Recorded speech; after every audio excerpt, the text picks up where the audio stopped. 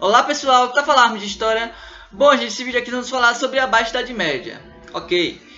Bom, a Baixa Idade Média, devido ao grande crescimento demográfico, aumenta a produção de alimento e com isso também a ascensão à guerra. Isso gera um grande contingente de marginalizados. Isso gera insatisfação social e faz com que a população, certas pessoas, busquem uma melhor economia, busquem alguma forma de sobrevivência. Nesse contexto, os militares estavam indo para o Oriente sobre orientação, ou seja, sobre o comando da Igreja Católica, A Igreja Católica que tinha como Papa o Papa Urbano II. Esse Papa Urbano falava o seguinte: você que busca a salvação, você pode conseguir essa salvação sendo um soldado de Deus.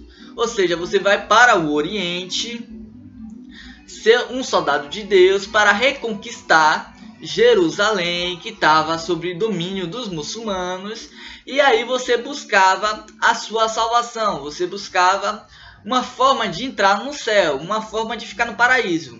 E também as pessoas que estavam com problemas econômicos, os marginalizados, para Jerusalém, para conseguir uma forma de sobrevivência. E isso ficou definido como cruzadas. É isso aí, cruzadas.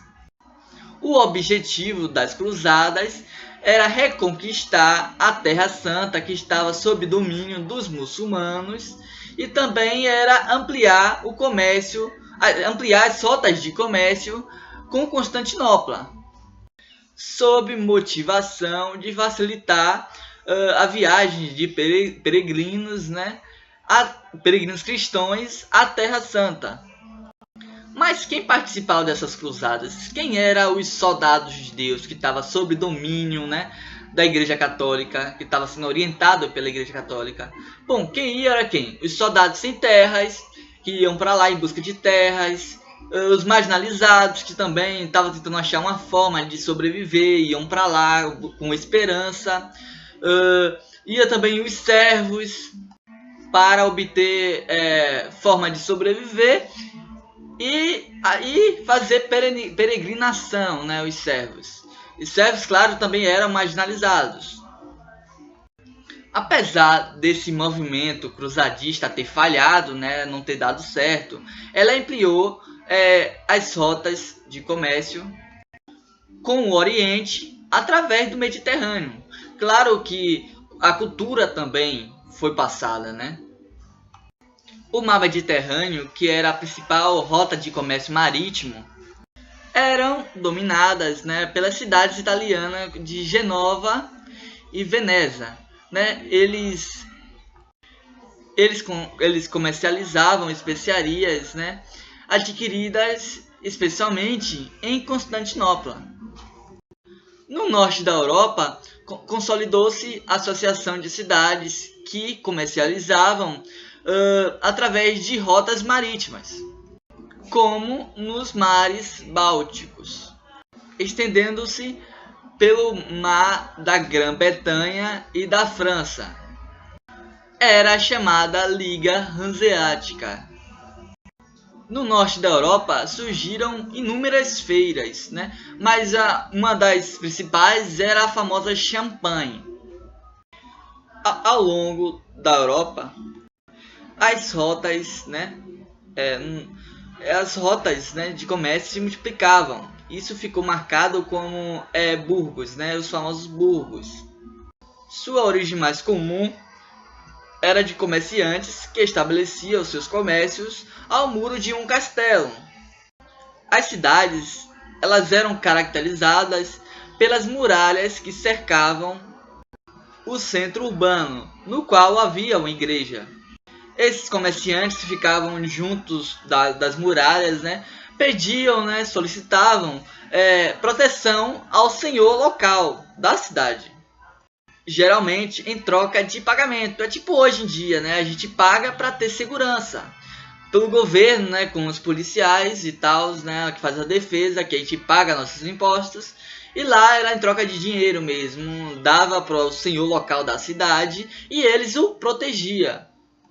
E antes as cidades não eram prioridade, sempre ficava em segundo plano. Mas como viu que os nobres aproveitavam a situação, começou a aproveitar a situação, que o comércio estava se desenvolvendo nas cidades, eles passaram a aderir mais às cidades, né? Eles passaram a controlar mais as cidades. Claro, para enriquecer mais e mais. Os interesses dos burgueses, né? Eles chocavam com os dos nobres feudais. E aqueles lideram movimentos em busca da autonomia, conseguida mediante do pagamento ao nobre e a obtenção do direito de governo da Carta de Franquia. O desenvolvimento das atividades econômicas urbanas trouxe alteração significativa à ordem feudal dominante, na medida em que criaram um novo universo de operações mercantis. Em geral, os reis que foram protagonistas das transformações que ocorreram na Baixa Idade Média. Nesse período, ocorreram diversas iniciativas, né, centralizadoras, como organização de impostos e padronização da moeda. Fora a estruturação de um exército nacional comandada pelo rei. Tipo, hoje na República, aqui Brasil República, o exército está sob o comando do presidente da República. Então isso aí é tipo igual. Porém, o exército aqui está sob o comando do rei, porque lá é monarquia, aqui é república. Já no ponto de vista cultural, destaca-se o pensamento escolástico, em sua busca, né, por associar razão e fé, e também na criação de universidades. E também, mas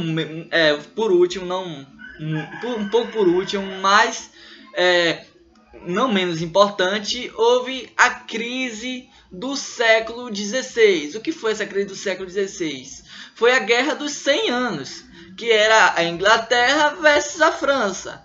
Na metade, né, claro que essa guerra de 100 anos não foram 100 anos consecutivas, mas foram parando. Eles começavam a batalhar, depois parava, daqui a uns anos continuava, e aí ia, né? Nessa batalha nos 100 anos, favoreceu a França, tanto também a Inglaterra. Porque eles estavam batalhando, eles queriam territórios e tal, né?